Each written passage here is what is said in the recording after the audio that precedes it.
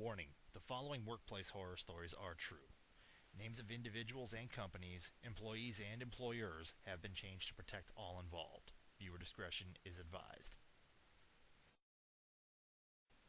Hello everyone and welcome to another edition of Just Be Glad You Have a Job. My name is Johnny Dunn and ladies, we have a very special treat for you today. Today's episode will be narrated by the sweet, soothing audio stylings of my good friend Damon Rico.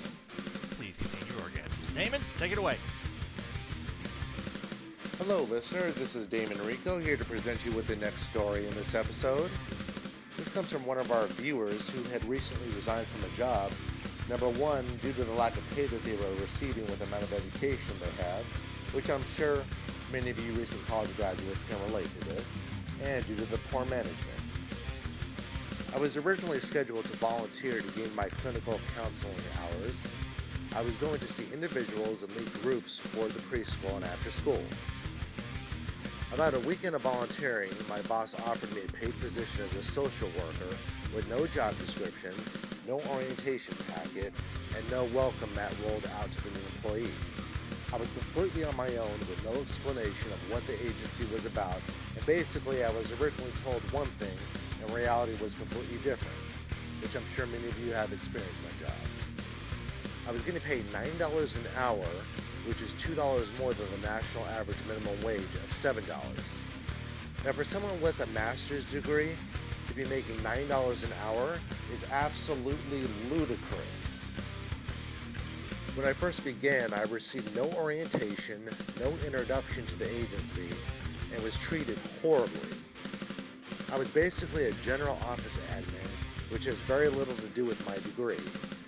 I was doing office work and not seeing clients, which is what I needed for my intern status. I was completely misled and deceived on what this position really was about. There were no expectations, no supervision, and no guidance. What I thought the perfect job would be was completely different from reality. Take it from here, Johnny.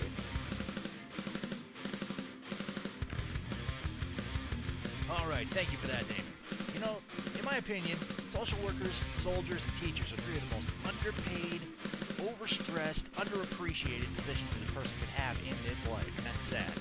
The one thing that I wanted to touch upon was the fact that the fastest way to take a potential good employee who will bend over backwards for the company and turn them into somebody who does not give a shit about the company is to throw them out of the frying pan and into the fire with no training, no explanation, no backup, and no help. And I am convinced that corporations do this for the sole purpose of having enough ammo to fire you at any given point in time.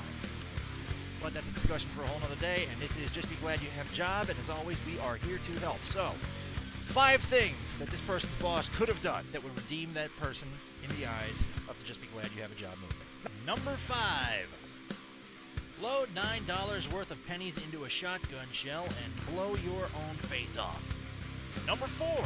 Same description as number 5, except do it to 8 shotgun shells and shoot yourself in the body throughout the course of a day. Let's see if you can hack it here, motherfucker. Number 3. Have the submitter legally change her name to Deborah so that she can come to your office and shit on your desk like a mouse. Number 2. Hand out knives and blunt-edged weaponry to each individual's desk that works underneath you. Change the coffee from caffeinated to decaf for 1 week, and then switch it to espresso the following week.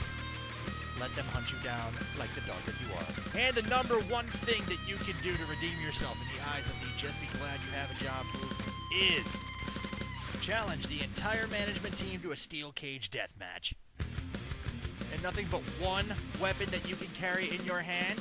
The last man standing is promised a promotion, but instead he will be shot in the fucking face. Thank you very much for watching, ladies and gentlemen. This has been another edition of Just Be Glad You Have a Job. And remember, if you think that your job sucks badly, slap it in the face and talk dirty to it until it does a better job.